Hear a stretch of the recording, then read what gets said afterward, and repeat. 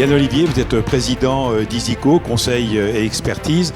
Vous êtes un partenaire de la première heure des ailes de cristal et vous êtes un partenaire fidèle de cette version totalement digitale. Le digital et la dématérialisation, pour vous, ça vous inspire quoi? Alors c'est un sujet d'actualité pour nos métiers d'expertise et d'audit, et en particulier en cette année 2020, puisque on a basculé tous les collaborateurs, les 300 collaborateurs du jour au lendemain, à distance, en travail à distance, et je tenais à les remercier pour leur investissement, leur accompagnement.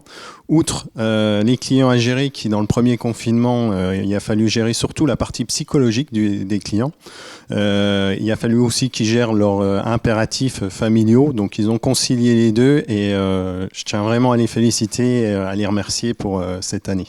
Que restera-t-il pour vous de cette année calamiteuse, on va le dire, bien évidemment au niveau de la santé, mais également de la santé des entreprises et de l'économie? Alors, ce qu'on retient, nous, au niveau d'Isico, c'est la première chose, c'est notre changement au niveau des modes d'accompagnement de nos clients, puisqu'on s'est aperçu du rôle important qu'on avait auprès de nos clients, puisqu'il fallait mettre en place tout ce que le gouvernement décidait.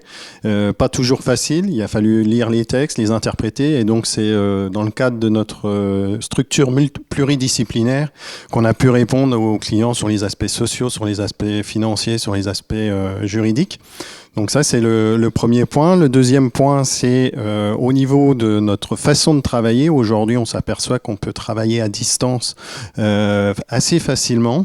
Par contre, il y a des choses où il faut qu'on avance et qu'on s'améliore, en particulier sur le management à distance, qui est quelque chose de très difficile et ce à quoi on n'a pas toujours été formé. Bien, et vous êtes donc redevenu une évidence pour votre clientèle et pour le monde de l'entreprise dans votre activité? Oui, outre les obligations légales, aujourd'hui on s'aperçoit qu'on a un rôle à jouer en matière de conseil et d'accompagnement du client, alors que ça soit accompagnement au niveau de la réalisation des travaux comptables, mais surtout au niveau de la gestion de l'entreprise. Alors sans lire dans le cristal, 2021, encore grosse inquiétude je pense pour le premier semestre, espoir pour la deuxième partie de l'année? Alors oui, 2021 c'est une année opaque, on ne sait pas trop où on va aller. Aujourd'hui, au niveau des entreprises, au niveau des licenciements économiques, des entreprises qui déposent le bilan, on n'en ressent pas trop le contre-coup. Par contre, c'est à la fin des prêts garantis d'État et de savoir comment ça va se traduire, où là, on risque d'avoir des difficultés au niveau de la trésorerie des entreprises. Donc, une grosse année pour Isico en matière d'accompagnement. Et le plaisir pour nous de vous retrouver en cette fin d'année 2021 en présentiel pour les ailes de cristal 2021.